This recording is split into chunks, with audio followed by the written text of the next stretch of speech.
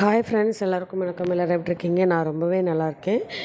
இன்றைக்கி என்ன வீடியோ பார்க்க போகிறோம் அப்படின்னா, ஒரு என்ன சொல்கிறது, ஒரு டேவோட விளாக் தாங்க. இண்டிபெண்டன்ஸ் டேயில் நான் என்ன பண்ணினேன் அப்படிங்கிறதையும், அதே மாதிரி இந்த வீடியோவில் ஒரு சர்ப்ரைஸ் ஒன்று இருக்குது. ஒருத்தவங்களுக்காக இந்த சமையலை டெடிகேட் பண்ணேன். நான் காலையில் எழுந்திரிச்சிட்டு மீன் எடுக்க போகலாம் அப்படின்னு சொல்லிட்டு மீன் மார்க்கெட் வரைக்கும் போயிருந்தேன். வீட்டில் வந்து ரொம்ப பக்கமாக மீன் மார்க்கெட்டு. ஆனால் எனக்கு கொஞ்சம் உடம்பு சரியில்லை அன்றைக்கி. அதனால் நான் ஒரு ஆட்டோ கூப்பிட்டுட்டு போயிட்டேன். ஏன்னா பக்கமாக இருந்தாலுமே என்னால் நடக்க முடியல, அந்தளவுக்கு ரொம்ப உடம்பு சரியில்லை. சரின்ட்டு நான் மீன் மார்க்கெட் போய் மீன் வாங்கிட்டு வந்துட்டு, என்ன மீன் வாங்கிட்டு வந்தேன்னா, 1/2 கேஜி மத்தியும் 1.5 கேஜி வாவல் மீன், அதாவது ரூபா மீன் சொல்லுவாங்க இங்கே ஈரோட்லாம். அங்கே பாறை மீன் சொல்லுவோம். அந்த மீன் வாங்கிட்டு வந்தேன். அன்றைக்கி நல்லாவே பெருசாகவே இருந்தது. ரேட்டும் கொஞ்சம் என்ன சொல்கிறது, சீப்பாகவே இருந்தது. மற்ற நாளை விட, சண்டேவை விட அந்த நாள் கொஞ்சம் நல்லாவே இருந்தது. கூட்டமும் உள்ள மீன் கடையில் நேரமே வாங்கிட்டு வந்துட்டு மசாலாலாம் நல்லா க்ளீன் பண்ணி வச்சுட்டு மசாலாலாம் தடவிட்டேன். ஆக்சுவலாக நான் மசாலா ப்ரிப்பேர் பண்ணதெல்லாம் நான் எடுக்கலை, ஏன்னா ரெடிமேட் மசாலா தான் வாங்கியிருந்தேன். எங்கள் பொண்ணுக்கு அதான் பிடிக்கும் அந்த மசாலா. அதனால் நான் மசாலாலாம் தனியாக ப்ரிப்பேர் பண்ணல. அதனால் அதை போட்டு நல்லா பிரட்டி எடுத்துகிட்டு, அவளுக்கு ஃபிஷ் வந்து ஃப்ரை பண்ணி கொடுத்தா தான் ரொம்ப பிடிக்கும். எவ்வளோ ஃபிஷ் ஃப்ரை பண்ணி கொடுத்துட்டாலும் அந்த ஃப்ரெஷ்ஷை சாப்பிட்டு முடிச்சிடுவாள். அதனால் நான் நல்லா மசாலா தடவிட்டு இருந்தேன். எல்லா மீனையும் மசாலா போட்டு வச்சுட்டு எல்லாம் நல்லா ஒரு 1 ஹவர் ஊற வச்சுட்டு அதுக்கப்புறம் நம்ம பொரிச்சு எடுக்கணும். இப்போ வந்து நம்ம குழம்புக்கு என்னென்ன வேணும்னு பார்த்துக்கலாம்.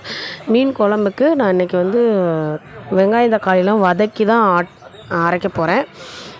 இது வந்து ஸ்டைல் வந்து ஒகேனக்கல் ஸ்டைலில் வைப்பாங்க. ஒகேனக்கல் பக்கம்லாம் இந்த மாதிரி தான் வைப்பாங்க. ஆக்சுவலாக வந்து நாங்கள் வந்து தேங்காய் அரைச்சி வைப்போம். இந்த தடவை தேங்காய்லாம் போடல. ஒன்லி வெங்காயம் தக்காளி மசாலா மட்டும் அரைக்க போகிறேன். அதுக்கு சின்ன வெங்காயம் அரை கிலோ மத்திங்கிறனால நான் சின்ன வெங்காயம் எடுத்துக்கிட்டேன். எனக்கு இன்னும் கொஞ்சம் குழம்பு வேணுங்கிறனால நான் கொஞ்சம் பெரிய வெங்காயமே ஆட் பண்ணிக்கிட்டேன். ஏன்னா சின்ன வெங்காயம் இல்லை என்கிட்ட, அதனால் பெரிய வெங்காயம் ஆட் பண்ணிட்டேன். நல்ல வெங்காயம் ஃபுல்லாக நல்லா வணங்கணும். அந்த நல்ல ஒரு என்ன சொல்கிறது, ஒரு லைட் ப்ரௌனிஷ் கலரில் வரணும். அப்போது நம்ம வந்து தக்காளியை போட்டு வணக்கலாம். நல்லா வெங்காயம் வணங்கிட்டே இருந்தது. ஆனால் நான் ஒரு சின்ன வேலைக்கு வெளியில் பின்னாடி போயிட்டு வந்துட்டு இருந்தப்போ நல்லாவே வணங்கியிருந்தது. வெங்காயம் நல்லாவே சுண்டை வணங்கியிருந்தேன்னா தக்காளி போட்டுட்டு, இங்கே பாருங்கள் நல்லா லைட் ப்ரௌனிஷ் வந்துருச்சு. இப்போ நம்ம வந்து தக்காளி போட்டுக்கலாம். தக்காளி நான் 2 தக்காளி எடுத்திருக்கேன். அது போக ஒரு தக்காளி நான் வெட்டி குழம்புல போட்டுக்குவேன், சின்னதாக வெட்டிட்டு தாளிக்கும் போது. இப்போ 2 தக்காளி போட்டுட்டு கொஞ்சம் அதுக்கு உப்பு போட்டோம் அப்படின்னா சீக்கிரமாக நம்மளுக்கு வந்து அந்த தக்காளி வெங்காயம் வதங்கி வந்துடும். அதனால் கொஞ்சம் லைட்டாக நான் உப்பு தூவிட்டு நல்லா வணங்கிட்டு இருக்கும் போது நல்லா வணங்கிடுச்சு எனக்கு தக்காளி. கொஞ்சம் நேரத்துலேயே நான் உப்பு போட்டு கொஞ்சம் நேரத்துலேயே நல்லா வணங்கி வந்துருச்சு. வதக்கி வந்தோடனே அதுக்கு கூட ஒரு எலுமிச்சை இந்த நெல்லிக்காய் சைஸ் புளி எடுத்து போட்டுக்கிட்டேன். புளியும் நான் அரைச்சி தான் இது பண்ணேன், நான் கரைச்சி ஊற்றலை. புளியுமே வந்து பார்த்திங்கன்னா இது கூடயே வதக்கி அரைச்சிக்கிட்டேன். நல்லா இந்த தக்காளியெல்லாம் நல்லா வதங்கினதுக்கப்புறம் புளி போட்டுட்டு புளியும் சேர்த்து வதக்கிட்டு அதுக்கு கூட அடுப்பை சிம்மில் வச்சுட்டு மசாலா பொடியெல்லாம் போட்டுக்கிட்டேன். பாருங்கள், புளி வந்து ஓரளவுக்கு போட்டுட்டு நல்லா வதங்கினோன்னா, புளி கொஞ்சம் வதங்கினோன்னா நான் மசாலா பொடியெல்லாம் ஆட் பண்ணிக்கிட்டேன். என்னென்ன மசாலா பொடி ஆட் பண்ணேன் அப்படின்னா, நான் சக்தியில் வந்துட்டு மீன் மசாலா வாங்கி வச்சுருந்தேன். அந்த மீன் மசாலா பொடி வந்து மீனோட கிரேவி பொடி போட்டுக்கிட்டேன். 3 டீஸ்பூன் போட்டுட்டேன். அதுக்கப்புறம் எனக்கு தேவையான அளவுக்கு மிளகாப்பொடி, மஞ்சப்பொடி, அப்புறம் மல்லிப்பொடி கொஞ்சம் போட்டுட்டேன். ஆக்சுவலாக வந்து ஒகேனக்கல் ஸ்டைலில் வைக்கும்போது அவங்க என்ன பண்ணுவாங்கன்னா, ஒரே ஒரு மசாலா சேர்ப்பாங்க, சாம்பார் பொடி சேர்ப்பாங்க. நான் இதில் வந்து அந்த சாம்பார் பொடி சேர்க்கல. என்கிட்ட சாம்பார் பொடி எனக்கு அவைலபிள் இல்லை அப்படிங்கிறனால நான் சாம்பார் பொடி சேர்த்துக்கல. ஆனால் சாம்பார் பொடி சேர்த்திங்கன்னா இன்னும் ரொம்ப ரொம்ப டேஸ்டியாக இருக்கும். நான் இதுக்கு முன்னாடி ஒரு தடவை நான் வந்துட்டு ஆல்ரெடி இதே வீடியோ போட்டிருக்கேன். இப்போ வந்து எதுக்காக அப்படின்னா, திடீர்னு ஆகஸ்ட் 15 இண்டிபெண்டன்ஸ் டேவை முன்னிட்டு நாங்கள் எங்கள் வீட்டில் மீன் குழம்பு வச்சோம். அந்த மீன் குழம்புக்காக தான் உங்களுக்கு அந்த வீடியோவையை நான் காமிக்கிறேன். இன்னொரு சர்ப்ரைஸ் ஒன்று இருக்குது. எங்கள் சின்ன பொண்ணு வந்துட்டு இவ்வளோ நாள் வீட்டிலையே இருந்து படித்தவ இப்போ ஹாஸ்டலில் தங்கி படிக்க போகிறா. அந்த ஒரு ஃபீலிங்லேயும் அவளுக்கு ஒரு பார்ட்டி வைக்கணுங்கிற ஃபீலிங்லேயும் நான் வந்துட்டு இந்த மீன் குழம்பு வச்சு, அவனுக்கு மீன் ரொம்ப பிடிக்குங்கிறனால மீன் குழம்பு வச்சு. இது என்னோடய ஹால், எங்கள் வீட்டோட ஹால் இப்படி தான் இருக்கும். இது எங்கள் வீட்டோட கிச்சன். இங்கே நாங்கள் ஒரு புது சோபா வாங்கியிருந்தோம், அந்த சோபாவையும் போட்டிருக்கிறேன். ப்ளஸ் வந்துட்டு இன்றைக்கி எங்கள் பெரிய பொண்ணுக்கு வந்து ஒரு ட்ரெஸ்ஸு வந்துட்டு என்ன சொல்கிறது, சைடு லாக் இது பண்ணி கொடுக்க வேண்டியது இருந்தது, டக் பிடிக்க வேண்டிய வேலை இருந்தது. அந்த ட்ரெஸ்ஸையும் டக்கு பிடிச்சி கொடுத்தாலும் கொடுன்னு அவளை கேட்டுகிட்டே இருந்தாலும் சொல்லிட்டு நானும் வந்து அதை வந்து அந்த ட்ரெஸ்ஸை டக் பிடிக்கலாம் அப்படின்னு சொல்லி. ஆனால் ஆக்சுவலாக வந்து இது எங்கள் சின்ன பொண்ணோட ட்ரெஸ்ஸு. இவள் வந்து போட்டு ஒரு அது ஏதோ ஃபங்க்ஷனுக்கு போகணுன்னு சொல்லிட்டு எனக்கு டக் பிடிச்சி கொடுன்னு சொல்லிட்டு இருந்தா. அந்த இதையும் டக் பிடிச்சி கொடுத்துட்டு அதுக்கப்புறம் எனக்கு ஒரு சுடிதார் வந்து சைடெல்லாம் ஓரம் அடிக்க வேண்டியது இருந்தது. அதையும் ஓரம் அடிச்சுட்டு இந்த வதங்கி அந்த குழம்புக்கு வதக்கி வச்சுருக்க அந்த வதக்குனது ஆறுற கேப்பில் இந்த வேலையெல்லாம் முடிச்சுட்டு வந்துட்டேன். எனக்கும் இந்த சுடிதார் வந்துட்டு சைடில் ஒரு கொஞ்சம் இதில் இருந்தது. அதனால் சைடெல்லாம் அடிக்க வேண்டியது இருந்தது. அதனால் அடித்து வச்சுட்டு அதுக்கப்புறம் சரி அதுவும் ஏற்கனவே நம்மளுக்கு ஆறணும், அதனால் வதங்கிட்டு ஆறணும். அதனால் வந்து நான் இப்போ சைடு அடிச்சுட்டு இருந்தேன். அதுக்கப்புறம் என்ன பண்ணோம், இண்டிபெண்டன்ஸ் டேக்கு நீங்களாம் என்ன பண்ணீங்க இண்டிபெண்டன்ஸ் டேக்குன்னு சொல்லுங்கள் கமெண்ட் பாக்ஸில். ஆக்சுவலாக வந்து ஸ்கூல் போகிற பிள்ளைங்களுக்கெல்லாம் வந்துட்டு பார்த்திங்கன்னா நல்லா கொடி ஏற்றுனதுக்கப்புறம் ஆரஞ்சு மிட்டாய் கொடுப்பாங்க. அந்த கனவெல்லாம் என்ன சொல்கிறது, அதெல்லாம் ஒரு நாள். நாங்கள்லாம் வந்து அன்றைக்கி கொடி குத்திட்டு white colour dress, white colour skirt போட்டுட்டு அப்படியே வந்து ரெட்டை சட்டை போட்டு ஒயிட் கலர் ரிப்பன் போட்டு தலை நிறையா பூ வச்சுட்டு நல்லா கொடியெல்லாம் குத்திட்டு போவோம். 90s கிட்ஸ் எல்லாம் செமையாக இருக்கும். அதே மாதிரி வந்து பார்த்திங்கன்னா நாங்கள்லாம் வந்து குடியரசு தினம் அன்றைக்கி டான்ஸ் ஆடுவோம். யார் அந்த குடியரசு தினம் சுதந்திர தினம் அன்றைக்கி வந்து சுதந்திர தினமும் சரி குடியரசு தினமும் சரி வந்தாலே நம்மளுக்கு ஒரு என்ஜாய்மெண்ட்டு தான். கேம்ஸு, டான்ஸு எல்லாமே இருக்கும். நான்லாம் சூப்பராக டான்ஸ் ஆடுவேன். எங்கள் ஸ்கூலில் டான்ஸ்னாவே நான் தான், ஃபங்க்ஷன்னாவே நான் தான், டான்ஸ்னால் நான் தான் டான்ஸ் அப்படிங்கிற மாதிரி இருந்துச்சு. செமையாக டான்ஸ் ஆடுவேன். இன்னமும் நான் ஒருத்தி தான் அந்த ஸ்கூல்லே டான்ஸ் ஆடுற மாதிரி என்னை கூப்பிட்டு டான்ஸ் வைப்பாங்க. செமையாக இருக்கும். என் ஃப்ரெண்ட்ஸ் எல்லாருக்குமே தெரியும். இந்த வீடியோ பார்க்குறவங்க என்னோடய ஃப்ரெண்ட்ஸாக இருந்ததுன்னா என் கூட படித்தவங்களாக இருந்தாங்க கண்டிப்பாக தெரிஞ்சிருக்கும். கண்டிப்பாக கமெண்ட் பாக்ஸில் கமெண்ட் பண்ணுங்கள். அதுக்குள்ளேயும் வந்து சிம்சன் ஓடிட்டு இருந்துச்சு எங்கள் வீட்டில். சிம்சன்னு பார்த்துட்டு நாங்கள்லாம் Simpson fans. Any time Simpson போட்டாலும் பார்த்துட்டே இருப்போம். அதுக்குள்ளேயே நான் அரைச்சி வச்சதெல்லாம் வதக்கி வச்சதெல்லாம் வந்து பார்த்திங்கன்னா ஆறிடுச்சு. சரி மிக்சியில் போட்டு நம்ம அரைச்சி குழம்பு வச்சுலாம் டைம் ஆச்சுன்னு சொல்லிட்டு நான் வந்து மிக்சியில் போட்டு குழம்பு வச்சுருக்கேன். என்னடா சைட்லலாம் இத்தனை பேக்கெட் வச்சுருக்குறாளே அப்படின்னு நினைக்காதீங்க. முந்தானத்து நைட்டு ஓவர் மழை வந்துச்சுங்க. அதில் வந்துட்டு எங்கள் எக்ஸ்ட்ரா ஃபேன் கீழே தண்ணி வர ஆரம்பிச்சிருச்சு. அதனால் நாங்கள் எல்லாம் எடுத்து இந்த பக்கம் வச்சுருக்கோம். இப்படியும் என்ன சொல்கிறது, வீடை மேலே கட்டுறேன்னு சொல்லி எங்கள் ஓனர் பண்ணுற வேலை எங்களுக்கு வந்து மழையில் தண்ணி வந்துருச்சு. இன்னமும் நம்மளும் வெள்ளத்தில் மிதங்கிற மாதிரி ஆயிரும் போல இருக்குது. அந்தளவுக்கு ஆகிப்போச்சு. கொஞ்சம் நிறையாவே தண்ணி வந்துச்சுங்க. அதனால தான் நாங்கள் எடுத்து இதை வந்து இந்த சைடு ஓரம் கட்டி வச்சுருக்குறோம். இதுக்கப்புறம் திரும்பி கிச்சனை க்ளீன் பண்ணணும். ஃபுல் அண்ட் ஃபுல் வீடவே க்ளீன் பண்ணணுங்க. எங்கள் பொண்ணு போகிறாங்கிற ஃபீலிங்கில் நான் எந்த க்ளீனிங்கும் பண்ணாமல் அப்படியே போட்டு வச்சுட்டேன். அதனால் வந்து திரும்பியும் நான் வந்து வீடெல்லாம் க்ளீன் பண்ணணும். அந்த க்ளீனிங் வீடியோலாம் ஒரு நாள் போடுறேன் கண்டிப்பாக. அதே மாதிரி மிக்சியில் நல்லா அரைச்சி எடுத்துகிட்டு பேஸ்ட் ஆனதுக்கப்புறம் தாளிக்கிறதுக்கு வந்து ஒரு பெரிய வெங்காயம் வெட்டிட்டேன். ஒரு பெரிய வெங்காயம் தான் வெட்டி வச்சுருக்கேன். அதை நான் முன்னாடியே சொல்லிட்டு சின்ன வெங்காயம் அவைலபிள் இல்லைன்னு சொல்லிட்டேன். அதனால் ஒரு பெரிய வெங்காயம் வெட்டி வச்சுட்டு 2 பச்சை மிளகா வெட்டி வச்சுட்டு கருவேப்பிலையும் வெட்டி வச்சுட்டு, கருவேப்பிலை வெட்டி வைக்கல அப்படி போட்டேன். ஐயோ சாரிங்க, கருவேப்பிலை அப்படி போட்டேன், வெட்டி வைக்கல. கருவேப்பிலையும் எடுத்து வச்சுட்டு அது கூட வந்துட்டு நீங்கள் குழம்பெல்லாம் தாளித்து விட்டதுக்கப்புறம் உப்பும் காரமும் செக் பண்ணி பார்த்துட்டு வேணும்னா ஆட் பண்ணிக்கோங்க. நான் கண்டிப்பாக இதில் ஆட் பண்ணியிருப்பேன் 2வதாக. ஏன்னா எனக்கு தேவைப்பட்டுச்சு, அதனால் நான் ஆட் பண்ணிட்டேன். நாங்கள் ரொம்ப கொஞ்சம் காரமான ஃபேமிலிஸ், அதனால் காரம் சாப்பிடுவோம். காரம் கொஞ்சம் ஆட் பண்ணிவிட்டேன். மீன் சட்டி காஞ்சோன்னே எண்ணெயை ஊற்றிக்கலாம். எண்ணெய் ஊற்றுனதுக்கப்புறம் எண்ணெய் காஞ்சோன்னே கடுகு வெந்தயம் போட்டு தாளிச்சிட்டு, அதுக்கப்புறம் நம்ம வெட்டி வச்சுருக்கிற வெங்காயம், மிளகாய், கருவேப்பிலை போட்டு தாளிச்சிட்டு, அதுக்கப்புறம் நம்ம அரைச்சி வச்சுருக்கிற மசாலா தக்காளி இருக்குல்ல, தக்காளி வெட்டி வச்சுருக்கேன் ஒரு தக்காளி.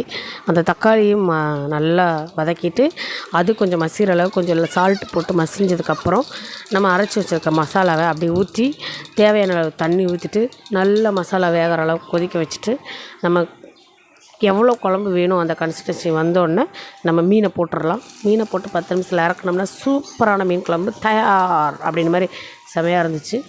2 நாள் வச்சு தின்னோம். ஆனால் நான் வீடியோ போடுறது 2 நாள் கழித்து தான் போடுறேன்.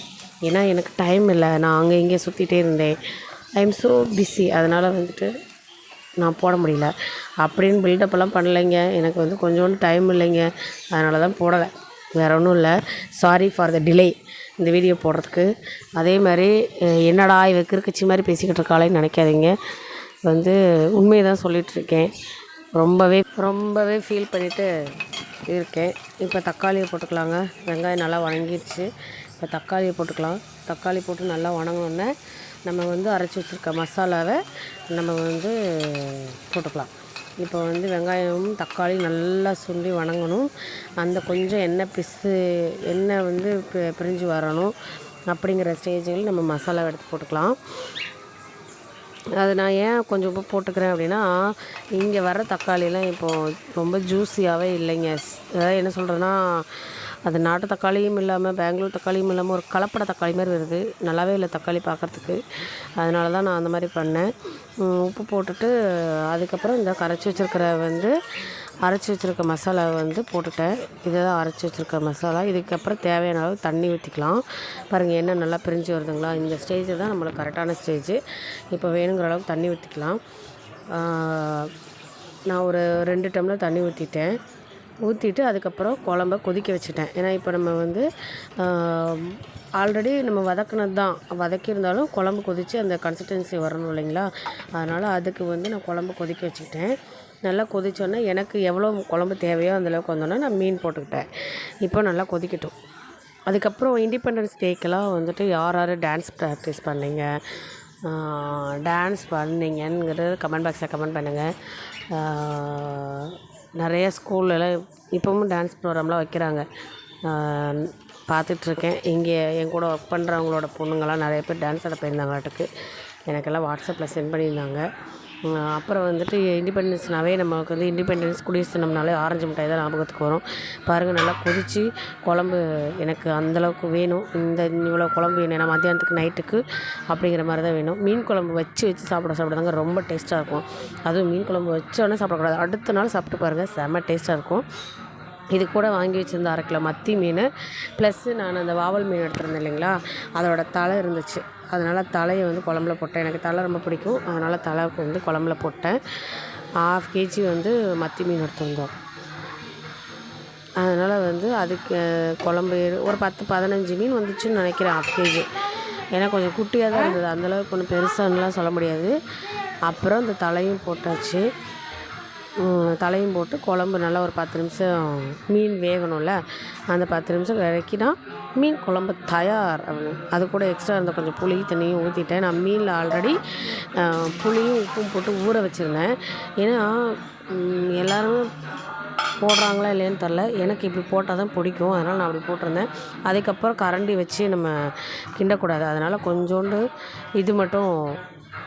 அப்படியே கொஞ்சம் ஆட்டி மட்டும் விட்டுட்டேன். அதுக்கப்புறம் அது 10 நிமிஷம் வேகட்டும். மீன் குழம்பு தயாராகிரும். இப்போ மீன் குழம்பு தயாராகிடுச்சு. என்ன சொல்கிறது, நல்லா கொதித்து கம்மன்னு இருந்தது.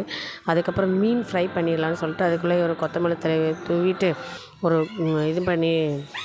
ரெடி பண்ணி வச்சுட்டு அடுத்து எண்ணெய் சட்டி அடுப்பில் வச்சு நம்ம வந்து மீனை பொரிச்சு எடுத்துடலாம். எங்கள் பொண்ணு வெளில போகிறேன்னு சொல்லிட்டு இருந்தா, ஃப்ரெண்டு கூட.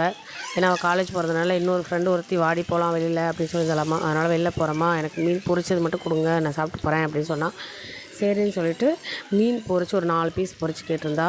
அவளுக்கு ரொம்ப ஸ்பெஷலானது இந்த வால் பீஸு, இந்த உடம்பு பீஸு தான். அது அவளுக்கு ரொம்ப பிடிக்கும்.